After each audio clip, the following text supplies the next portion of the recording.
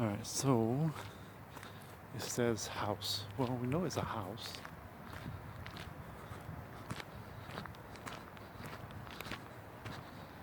Nice house. It's got tiles. Check these tiles out. Ooh, I love these floors. So it'll be like what, the house of assembly? I was just making conversation. I'd like to understand. But I, As well as appreciate what's here. No, I appreciate it. yeah, you're playing poker. Thank you. I wish we had. Maybe not the house No, I might be or down in the assembly kitchen. type thing. Might be seeing you down there. Who knows? The elite stays here. Can I walk around? How's it going? Good. So welcome to the Commandant's house. Obviously, commanding officer's house, as you may know. Okay. Basically, commanding officer is what you're going to see as the richest person at a fort. Mm-hmm. And at this point, it would have been Josiah Snelling in 1819. And he built this house more lavish than other commanding officers' posts would have been throughout the United States. However, going forward, he had about 6 kids, and they all would have lived down here, so that's what you're seeing. Kids' room over here to the left, master's bedroom to the right. Basically a game room / officer's meeting room to the left over here, and dining room, of course, to the right. But Okay. in the dining room is a bunch of plates and china, which list off the enslaved people that would have been working here at the fort in that time period. So the enslaved people that we highlight for the house are Mary and Lisa, who would have lived down in the kitchen. Not only lived down there, but worked as well, cooked, and did all of the cooking for Josiah Snelling and Zachary Taylor. Cool. Zachary Taylor was the 12th president of the United States. He came here after Josiah Snelling got fired in 1828. And Josiah Snelling really was a very good commanding officer. He couldn't keep the bills and the receipts. So he was actually stealing money from the military. And they had, basically they court-martialed him. And at that point, that's when Zachary Taylor came in and kind of provided a more strict feeling here at the fort as far as rations, alcohol went down, things like that. But if you looked upstairs, you wouldn't see anything. Basically a bunch of 2x4s and frames. And you might wonder why, and that's because basically that would have been used as a hotel for other officers coming from, let's say, Missouri or Louisiana for business. Or even maybe a fur trader might have lived up there. They would have been more respected than, obviously, the soldiers in barracks. But that's kind of the gist of the house here. Cool. Yeah. Thanks. Oh my God.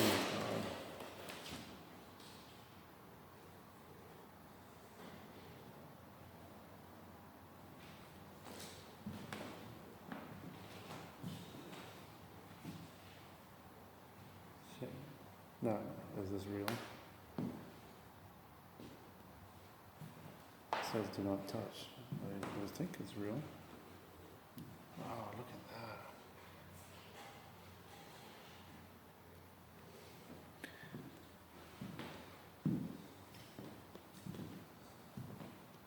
The dining set is real or replica? The china is not. Okay. But still looks good. Thank you. We only got it like a few weeks ago, so. Alright, so it's for showcase purposes only. But this is real.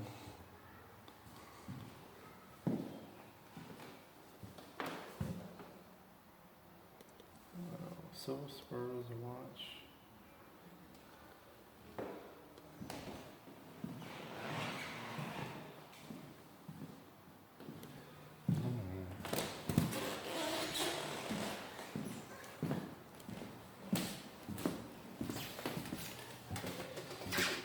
This is the children's room.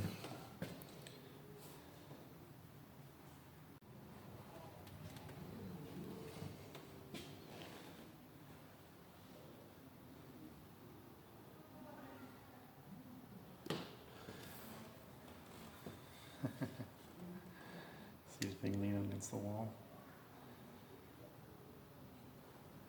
See the wheel? Oh, well, no, that's not. You drag it. This one you drag. That's cool. Upstairs is open? Yep. Yeah? Alright.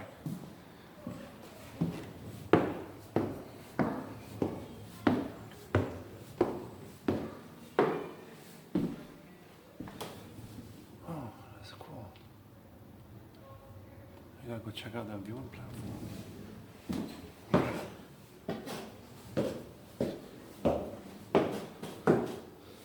Where is the furniture?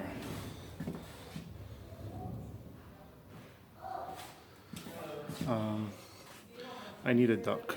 See? I need a duck.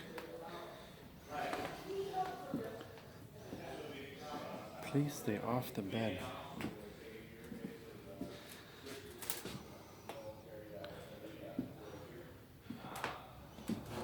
Check out these timbers, huh?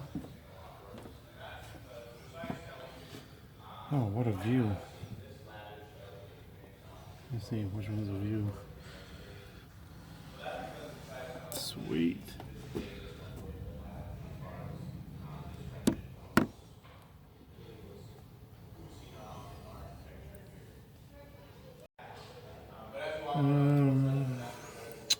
All right, so I've lost my bearings. I'm not sure if that's the Mississippi or the Minnesota River.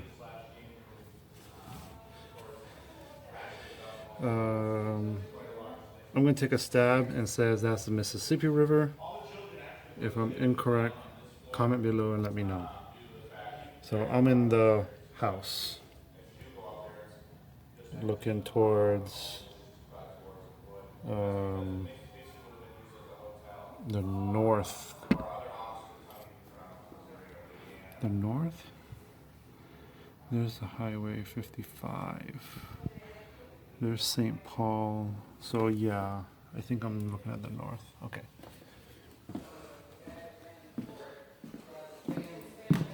Got a duck before I bust my head open. This is cool.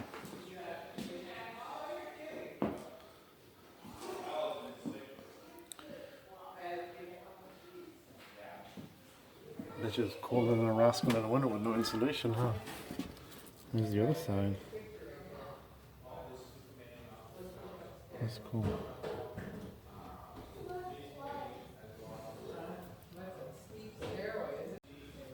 Alright. Let's check it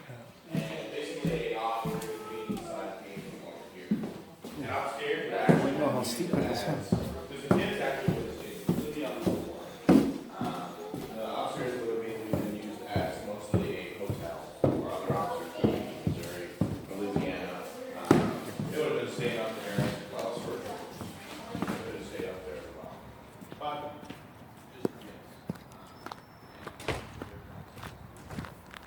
Let's go check out the sundial.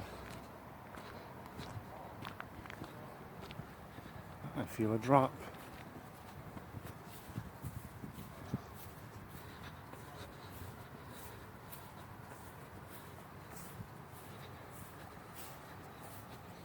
See? Sundial on the parade grounds. And no sun, no shadow.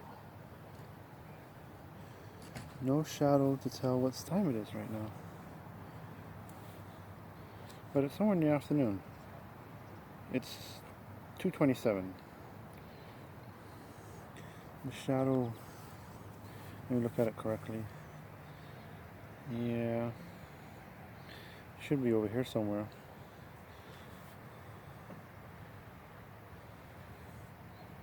Okay.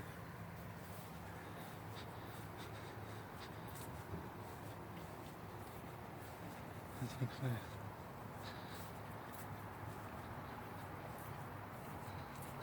There's restrooms. Did that already. Alright. This place is huge.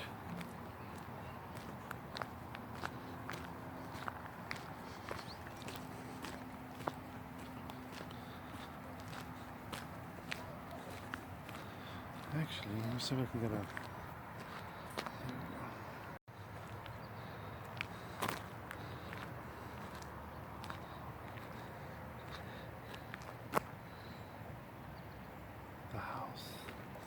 looks bigger on the outside than the inside.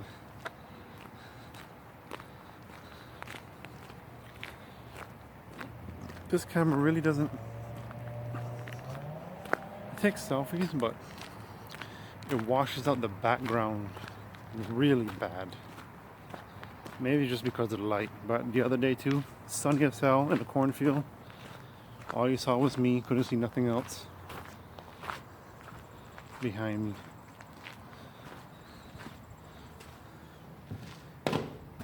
The North Battery. Alright, pause and read. Let's continue. Which end do you want to be on when this thing goes off? Both ends can kill you. If you're into fire in the business end, or if those wheels aren't locked down, it's going to roll back and get you.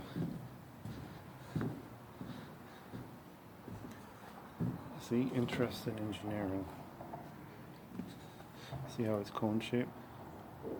Even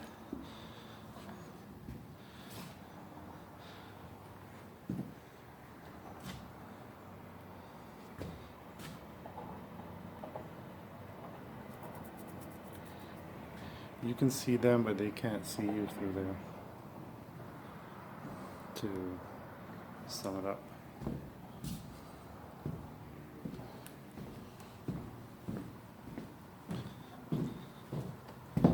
Alright, almost.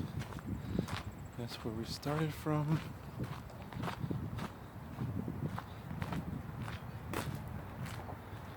Walk up through here.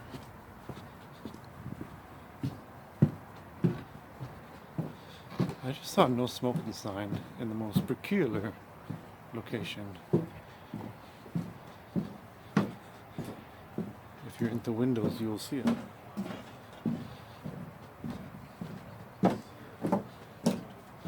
What's this door? Trigger that sear moves Squad out of the room. way, and this whole piece rotates forward. And this rock, or flint, will come forward and strike this steel very fast, and it'll create sparks. And it'll also open it at the same time. Sergeant's Sparks will quarters. fall on our fuse, which will then burn through a very tiny hole into the breech. And the powder that's in there will explode. The energy created will push the bullet. That's pretty cool, huh? I can pull the trigger and make some sparks.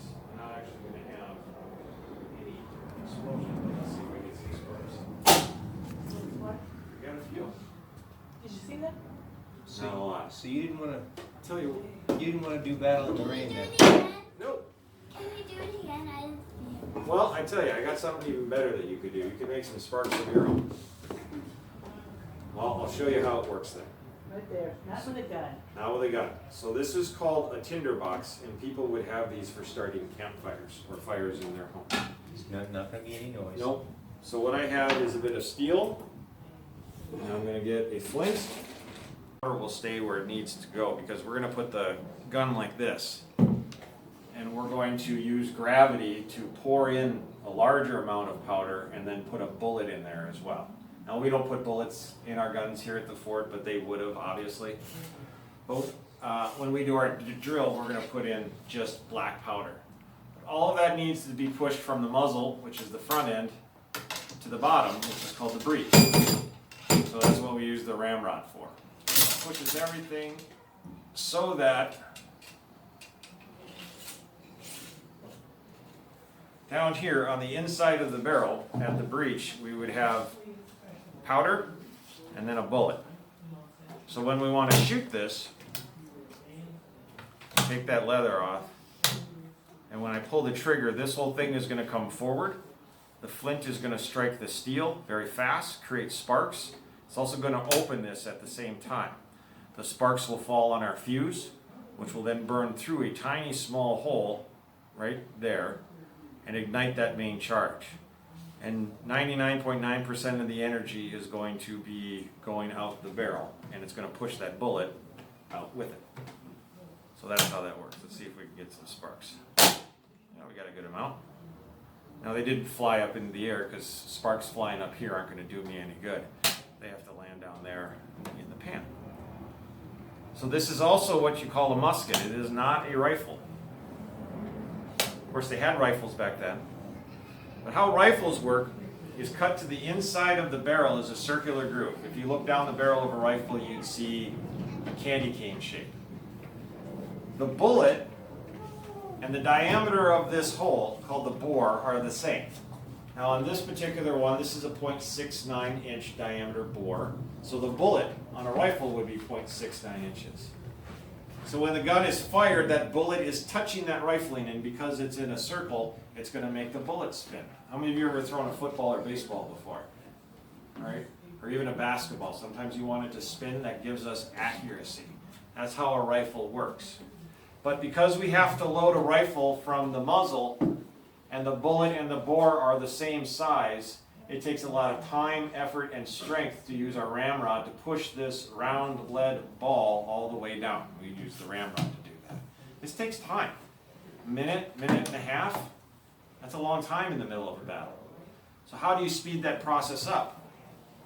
Well, you use a smaller bullet than the bore. Okay? This is 6.9 inches, 0.69.